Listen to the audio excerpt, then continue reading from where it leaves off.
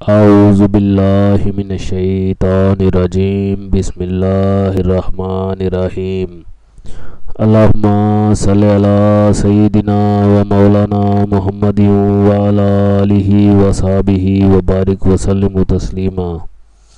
السلام علیکم ناظرین، امید ہے کہ آپ سب لوگ خیریت سے ہوں گے۔ اللہ تعالیٰ سے دعا ہے کہ وہ آپ کو اپنی حفظ و امان میں رکھے اور آپ کو ہر قسم کی موذی امراض اور بیماریوں سے شفا عطا فرمائے، آمین، اور آپ کو تمام قسم کی وباؤں سے محفوظ رکھے۔ ناظرین، آج ہم آپ کو موذی امراض سے بچنے کا ایک وظیفہ بتائیں گے اور آپ کو ہم ایک ایسا وظیفہ بتائیں گے جس کی مدد سے وبائی امراض سے حفاظت ہوتی ہے۔ تو اپنے وظیفے کی طرف چلتے ہیں۔ موذی اور وبائی امراض سے حفاظت کا وظیفہ آج ہم آپ کو بتا رہے ہیں۔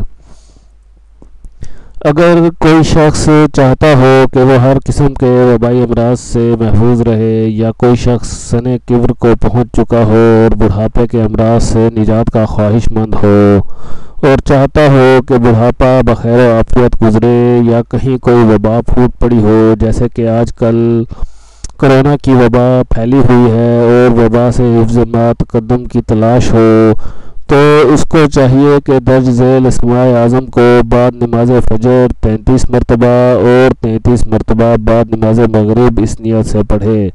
انشاءاللہ تعالیٰ تمام امراض سے اللہ تعالیٰ کی حفاظت میں رہے گا اور اس کے اوپر کسی قسم کی وبا کا کوئی اثر نہیں ہوگا۔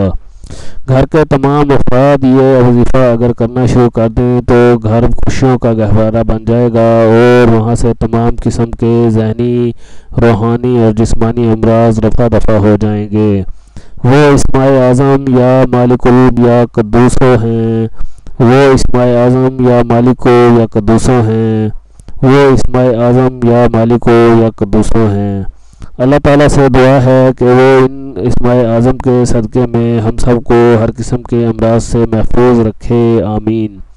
ناظرین، عامل آن لائن ہمیشہ کی طرح آپ کے لیے بہترین وظائف لے کر آ رہا ہے۔ ہماری ہمیشہ آپ سے ریکویسٹ ہوتی ہے کہ ہمارے چینل عامل آن لائن کو سبسکرائب کر دیجئے اور ہمارے ویڈیوز کو لائک کیجئے، ویڈیوز پہ کمنٹس دیجئے اور زیادہ سے زیادہ ضرورت مند لوگوں تک پہنچانے کے لیے ویڈیوز کو شیئر کر دیجئے تاکہ سب لوگوں کا فائدہ ہو۔ انشاءاللہ تعالیٰ جلد ایک اور ویڈیو کے ساتھ آپ کی خدمت میں حاضر ہوں گے۔